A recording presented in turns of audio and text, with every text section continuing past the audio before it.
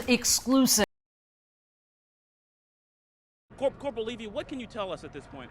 We have an incident involving a suspect that has escaped from police. He has hurt at least 2 officers, and we have him. We've got him hemmed up under a house right now. At around 11:10 a.m. on February 3rd, Lawrence Wallace took several hats and a can of lighter fluid to the store register. Eventually, he demanded cash from the register and safe. When the clerk refused, Wallace began squirting lighter fluid on the floor and the store displays. An off-duty police officer restrained him. Police were called at 11:13 a.m. and arrived 4 minutes later. Williams and Captain Jack Dove, who worked the crime scene that day, said that Wallace was patted down and searched before leaving the parking lot. Green took Wallace to police headquarters, where he was escorted upstairs. Robbery detectives interviewed him, then charged him with robbery and arson. Wallace was then handcuffed behind his back and then escorted to the back door to the police cruiser. Hey, though, 36 right there. You see that, Don? You see that? That's a whole 36. If you want it, you can get a split. That's a 9 right there. You know what I'm talking about? Quarter the penny, Mob Town, what it is. I'll be out before I reach down there. Bigger than the nail on the neck. Hey, why you try to burn the sword out? Say what? Why you try to burn the sword out? Say, man, I told him I needed my motherfucking cigarette lit, and he still ain't lit it. I have a cigarette. You ain't got my cigarette, bro?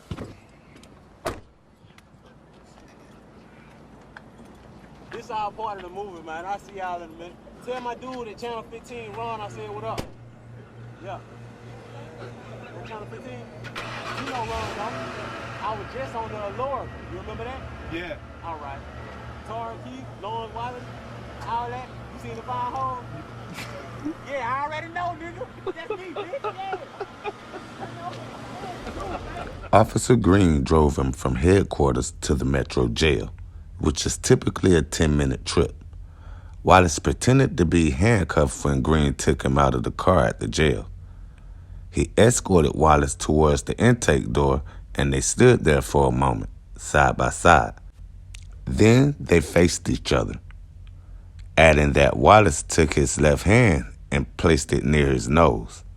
The officer reached for the suspect's left hand, and when he did it, it was clear that Wallace had armed himself. There was a brief struggle, and he stabbed the officer once in the neck and once in the back. During the fight, Green dropped his keys. The suspect Wallace then picked him up, jumped into the police cruiser, and rammed it through the Sallyport door.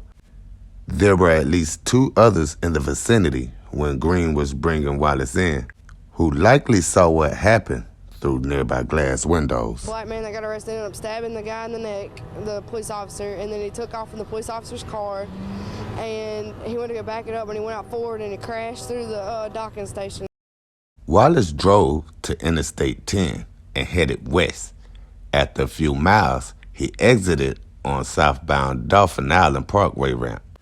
When Chief Williams heard that an officer had been wounded, he got into his car and headed in the direction of the stolen police car. From Dolphin Island Parkway ramp south, Wallace turned left onto Cedar Crescent Drive. He made a turn onto Jacksonville before ditching the vehicle on Daytona. Officers arrived within minutes and began searching for Wallace on foot. Wallace had hid under a house in the 1400 block of Daytona. The officers knew that they had him contained. Corporal Levy, what can you tell us at this point? We have an incident involving a suspect that has escaped from police. He has hurt at least 2 officers, and we have him.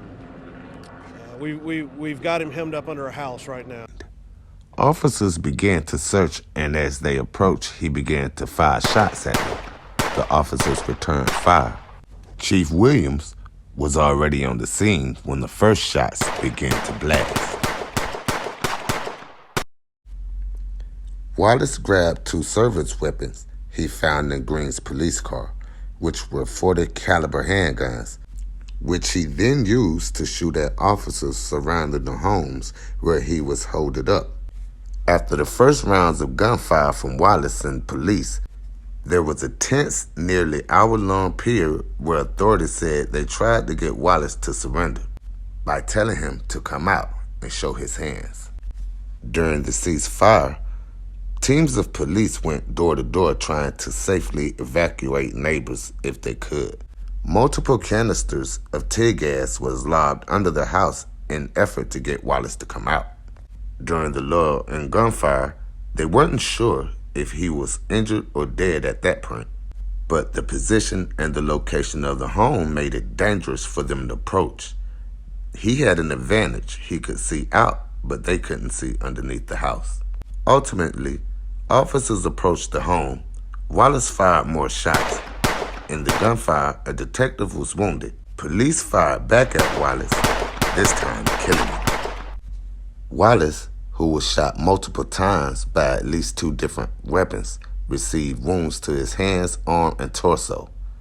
Green, a police officer for nearly 2 years, was laid to rest. At Lawn Haven Memorial Gardens, more than 500 people attended a standing room-only service at the Sunlight District Auditorium in Pritchard, where hundreds more stood outside to pay their respects.